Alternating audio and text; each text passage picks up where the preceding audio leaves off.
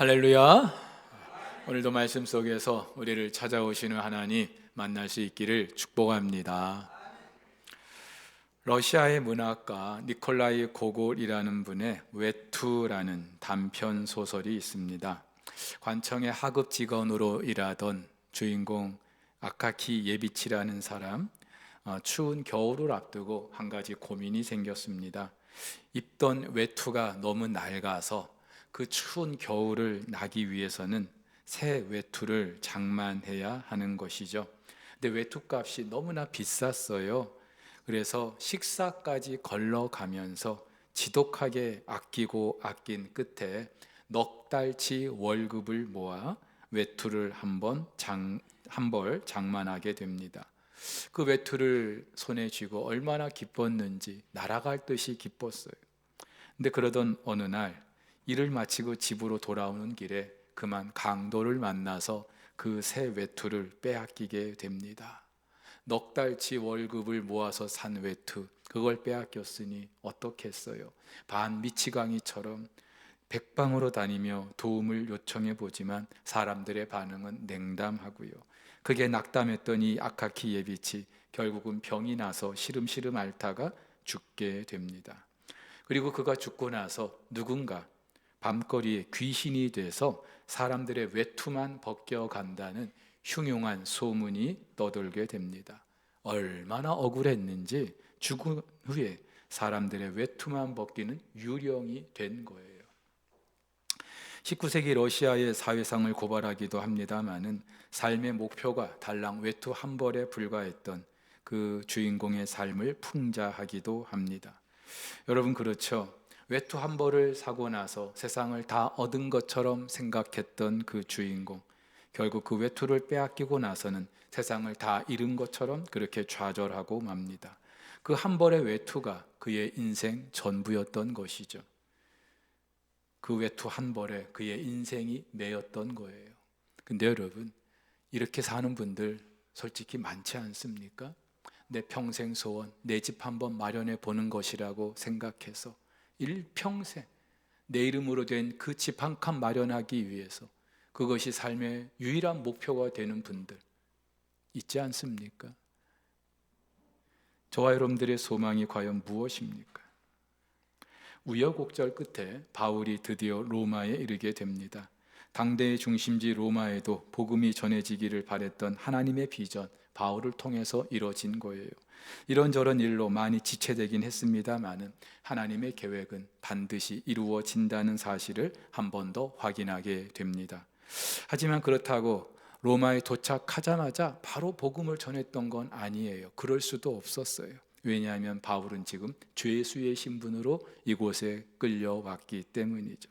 그래서 누가는 로마에 오게 된 이 바울이 한 군인과 따로 함께 있게 됐다라고 말합니다. 다시 말해서 쇠사슬에 매인 채 군인의 감시하에 있었는데, 중요한 것은 당시 그 죄수들이 갇히던 그 감옥이 아니라 한 허름한 집에, 주택에 연금돼 있었던 것 같아요. 23절에 유숙하는 집, 또 30절에 셋집이라는 그 표현이 이 사실을 잘 말해주고 있는데, 아마도 기결수 같았으면 감옥에 갇혔겠죠. 근데 미결수인데다가 또 가이사랴의 그 총독의 좀 호의적인 보고서도 있었겠죠. 그리고 이 바울을 호송하는 과정에서 바울의 됨됨이를 지켜봤던 백부장의 특별한 배려가 있었을 수도 있습니다. 어쨌든 바울은 감옥에 갇히지 않고 가택에 연금된 상태로 지내게 됩니다. 하지만 자유롭지는 않죠. 그래서 전 같으면 바로 그 지역의 회당을 찾아가서 사람들을 만났을 텐데, 그러질 못하니까 그 유대인 중에 높은 사람들, 어른들을 집으로 초청하게 됩니다. 이유는 두 가지라고 말할 수 있겠어요. 하나는 자기를 변호하고 싶은 거죠. 자기는 이스라엘 민족이나 관습을 배척한 일이 없고, 로마의 관료들도 그래서 자기를 석방하려고 했는데 유대인들이 자기를 고소해서 로마까지 오게 됐다라는 사실 설명하고 싶었을 거예요. 근데 그것보다 바울이 그들을 초청했던 진짜 이유, 그들에게도 예수 그리스도의 복음을 전하기 위함이었습니다. 오랜 고생 끝에 로마에 왔잖아요. 또 자기를 반기는 그리스도인들도 있습니다. 그렇다면 잠시라도 좀 여독을 풀고 노고를 좀 그렇게 풀 수도 있었을 텐데 오히려 오자마자 유대인들을 초청합니다. 로마에 온 이유가 복음을 전하기 위함이라는 사실, 그리고 무엇보다도 우선순위가 동족 유대인이었다는 사실을 한 번 더 알게 해주는 대목이죠. 자, 그런데 바울이 이들에게 전하고자 했던 복음, 오늘 본문에서는 이스라엘의 소망이라는 말로 표현하고 있습니다. 이스라엘의 소망. 무엇을 말할까요? 사실 새삼스러운 건 아닙니다. 이미 지난 예루살렘에서 사내들인 공회 앞에서 증언할 때, 그리고 가이사랴의 총독 벨릭스 베스도 앞에서, 또 헤롯 아그리빠 왕 앞에서 증언할 때도 같은 내용을 말했는데요. 표면적으로는 죽은 자의 부활에 관한 것입니다. 예수 그리스도의 부활, 그리고 그를 믿는 자들의 부활, 바로 이스라엘의 소망, 이 소망을 바울은 지금까지 계속해서 이야기해 왔어요. 하지만 이스라엘의 소망은 단순히 거기에만 국한되는 건 아니죠. 좀 더 궁극적으로 하나님께서 그 백성들에게 주신 하나님의 그 약속이 이루어지는 것을 말합니다. 한마디로 메시아와 하나님 나라, 여기에 관한 것이죠. 여러분, 하나님께서는 일찍이 구약의 뭇 선지자들을 통해서 그 백성을 구원할 메시아를 예언하셨고요. 또 그 메시아를 통해 이루게 될 하나님의 나라, 하나님의 왕국을 말씀하셨습니다. 바울을 비롯한 모든 유대인들이 하나같이 바랬던 것이죠.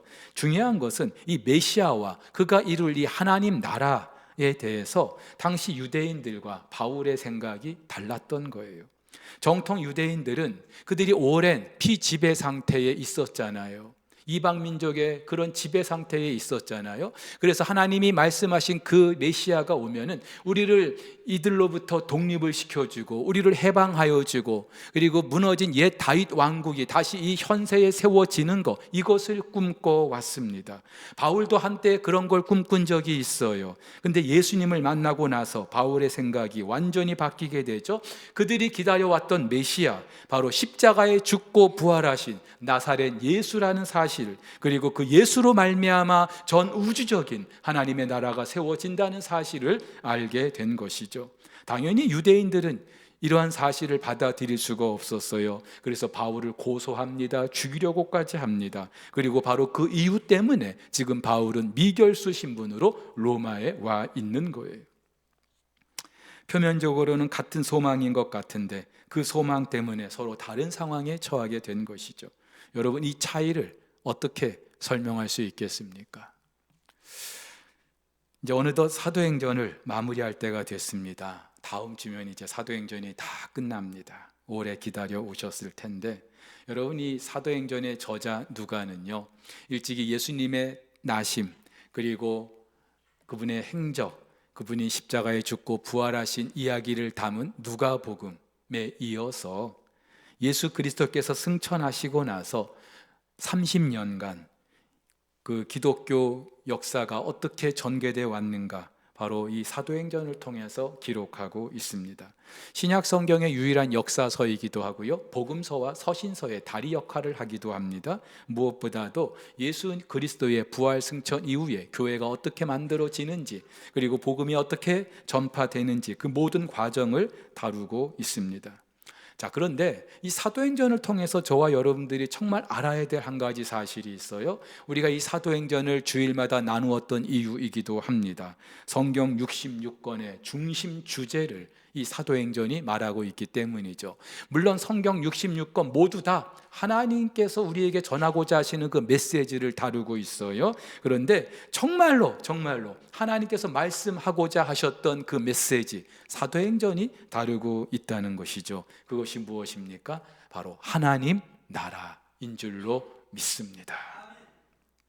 그래서 누가는요, 사도행전을 시작하면서 1장 3절부터 예수님이 부활하고 나서 이 땅에 계실 때 당신을 제자들에게 나타내셨고 그들에게 하나님 나라의 일을 말씀하셨다라고 기록하고 있습니다. 예수님이 부활하신 후 승천하시기까지 40일을 이 땅에 계셨습니다. 여러분, 이 기간에 예수님이 뭘 하셨을까요? 우리 같으면 뭘 하겠습니까? 봐라 얘들아, 나 부활했지? 나 부활했잖아, 봐라 하면서 당신을 과시할 수도 있었을 거예요. 그러면서 믿지 않는 그 제자들 하나하나 다니면서 꾸지라기도 하고 믿게도 하시고. 그런데 예수님께서 이 40일 동안 그 제자들에게 하셨던 일은요, 하나님 나라의 일, 바로 그것을 말씀하셨다는 거예요. 어쩌면 예수님이 십자가에 죽기 전 그 시간보다도 더 소중한 시간일 수 있어요. 그런데 이때 하셨던 말씀, 그토록 중요한 말씀, 하나님 나라라는 것이죠. 왜냐하면 예수님이 이 땅에 오신 목적 자체가 하나님 나라였기 때문에 공생애를 시작하면서 제일 먼저 선포하신 게 뭐예요? 회개하라, 천국이 가까이 왔느니라. 하나님 나라였어요. 공생의 기간 동안 우리 주님께서 나누신 말씀도 이 하나님 나라에 관한 것이었고, 십자가에 죽고 부활하신 이유도 바로 이것을 이루기 위함이었습니다.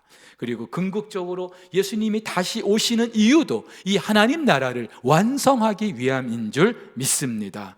여러분, 그렇게 볼 때에 복음의 시작과 끝, 바로 하나님 나라인 줄 믿습니다. 그래서 사도행전은요, 1장에서 이 하나님 나라의 일을 말씀하신 것으로부터 시작해서 마지막 28장 다음 주에 31절을 보면은 바울이 로마의 감옥에서 이 하나님 나라를 전하였다라고 마무리하고 있어요. 시작과 끝이 하나님 나라인 거예요. 여러분, 그렇다면 도대체 하나님 나라는 무엇일까요? 흔히 우리는 천국, 천당으로 알고 있습니다.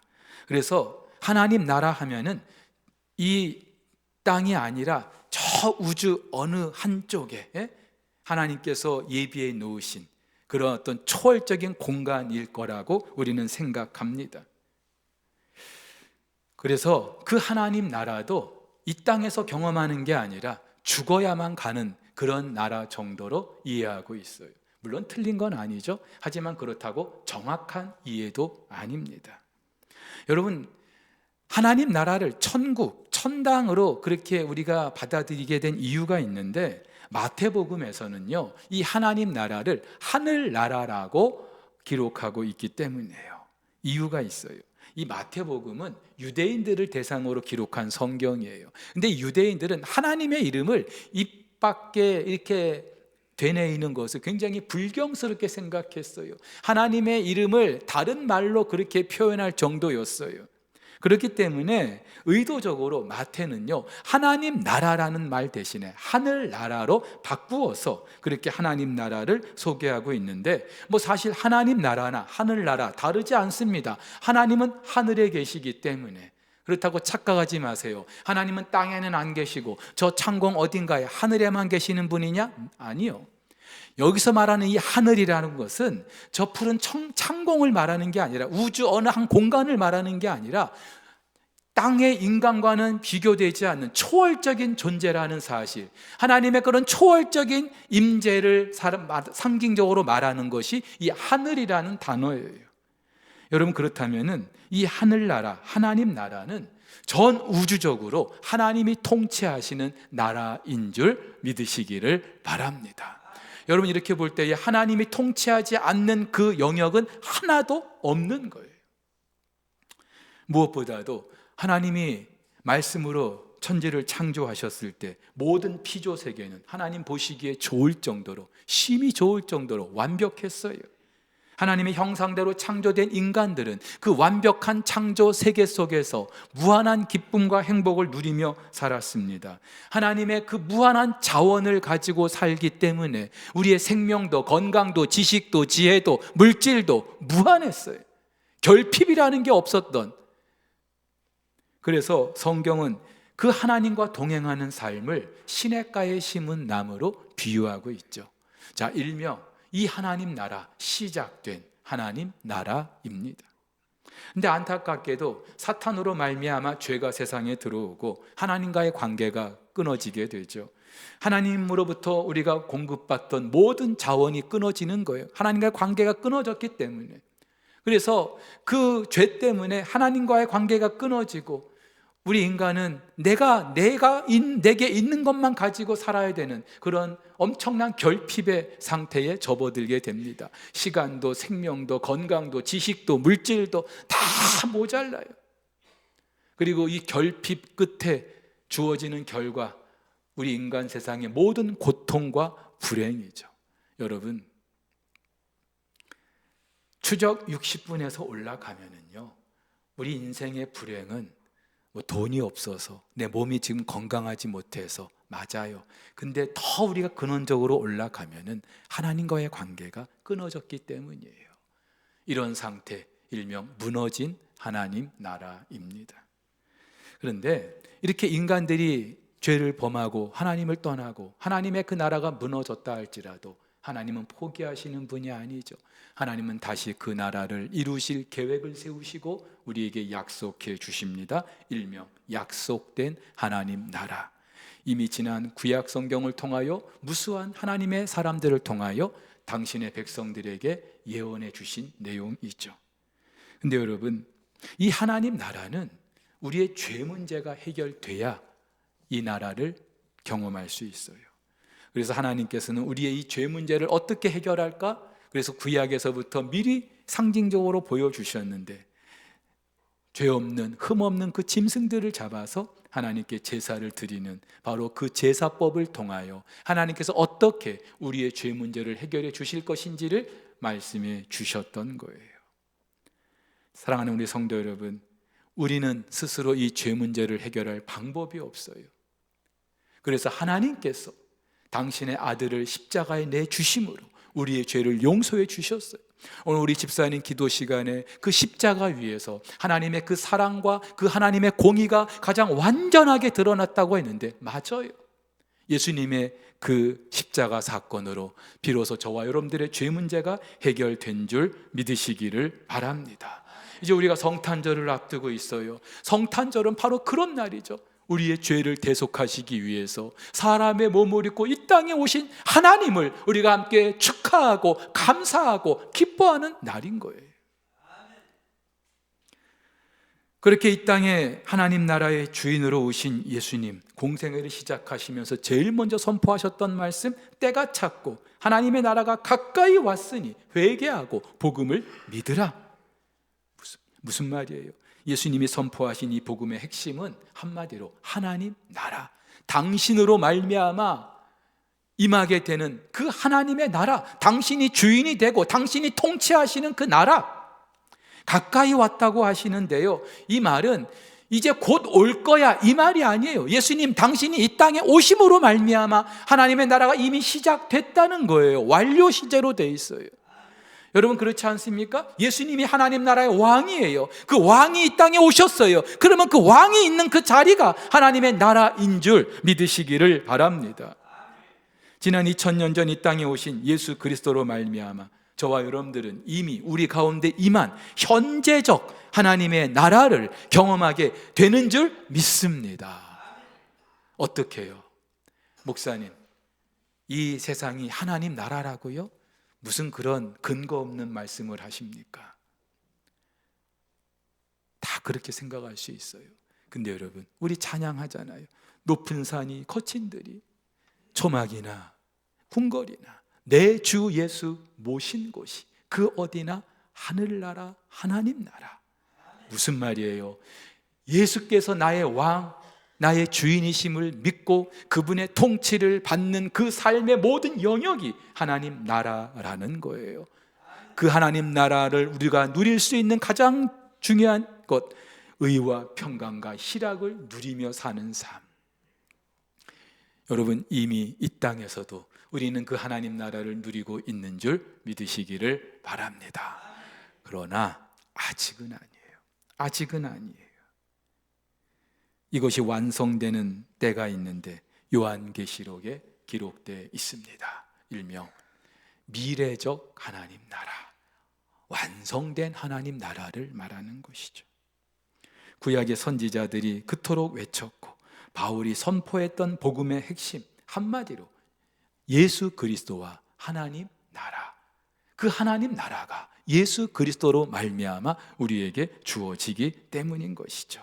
그래서 여러분, 이 하나님 나라와 예수 그리스도는요, 뗄래야 뗄 수 없는 불가분의 관계가 있는 거예요. 사도행전을 떠받들고 있는 두 개의 큰 기둥도 이 하나님 나라와 예수 그리스도인 거예요. 이것이 바로 바울이 말하고 있는 이스라엘의 소망이라는 거예요. 근데 안타깝게도 똑같이 이스라엘의 소망을 바란다고 생각했는데 당대 유대인들과 바울의 생각은 전혀 달랐어요. 똑같은 소망을 가지고 있었는데 당대 유대인들과 바울이 처하게 된 상황이 너무나 다르게 되는 거예요.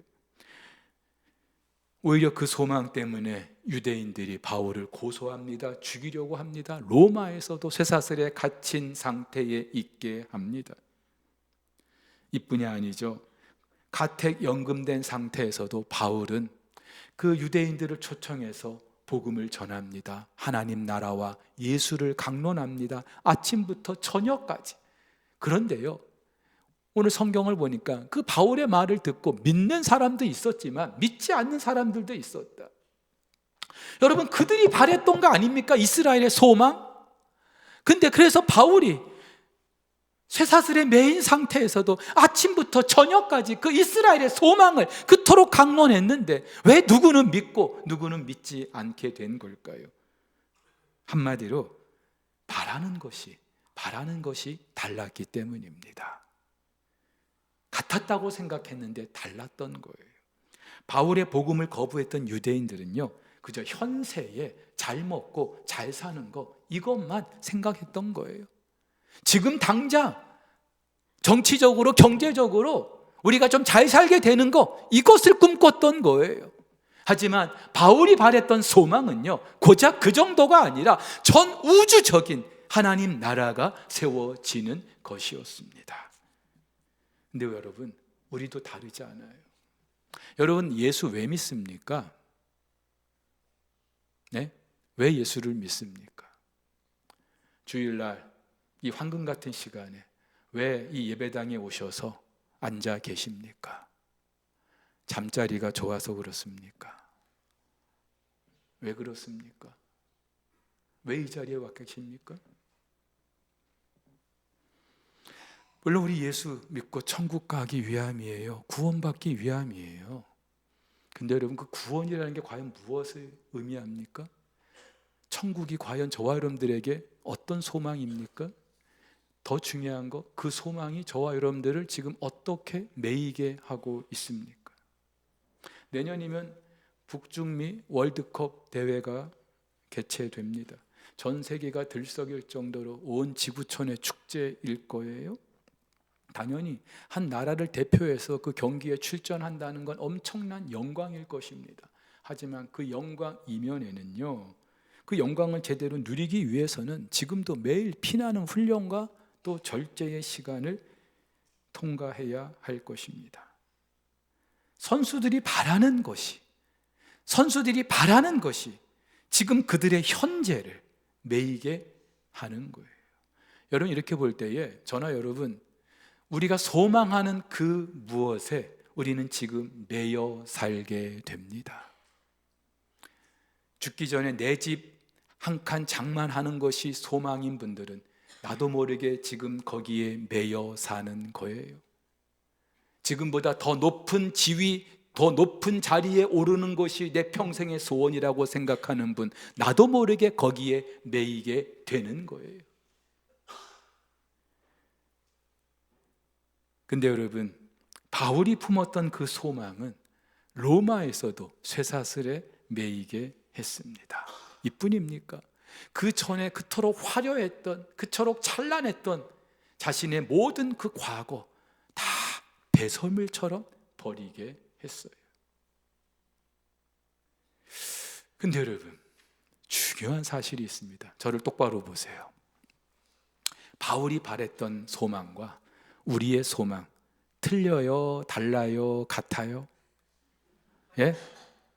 대답해 보세요. 바울이 바랬던 거나 우리가 바라는 것이 다릅니까? 같습니까? 진짜요?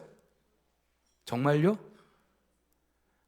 그렇다면 우리가 바울과 같은 상황에 있게 되는 거 여러분 이해하시겠어요?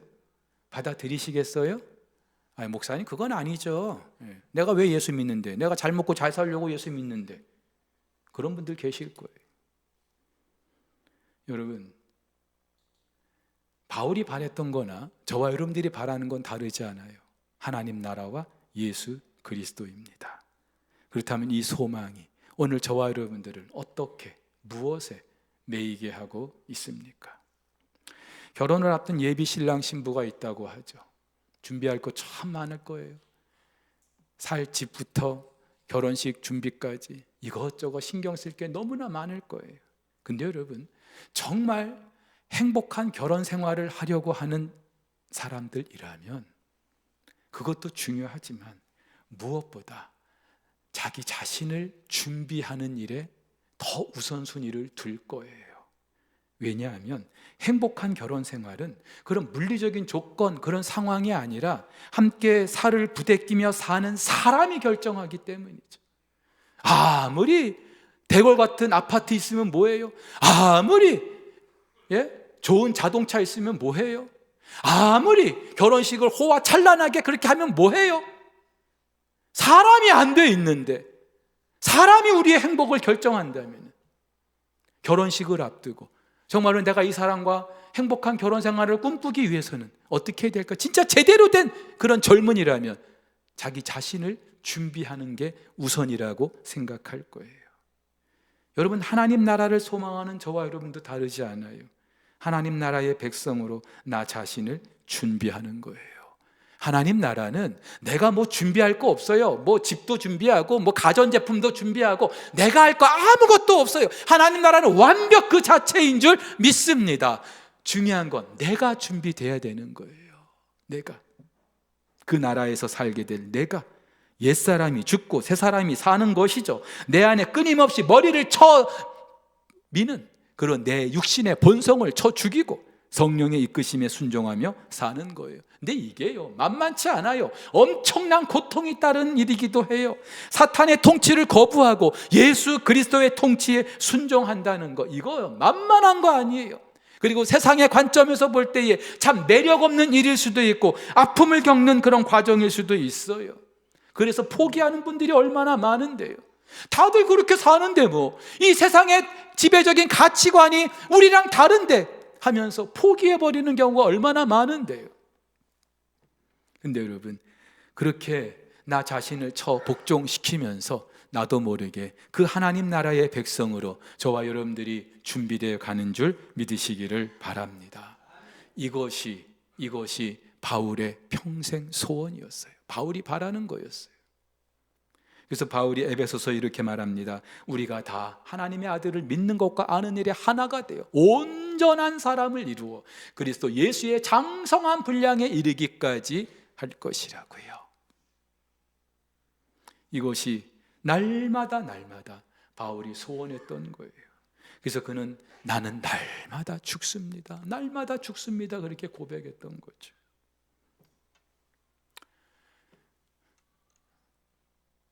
시큰둥할 분 계실 것 같아요. 목사님, 고작 예수 믿는 게 그거라고요?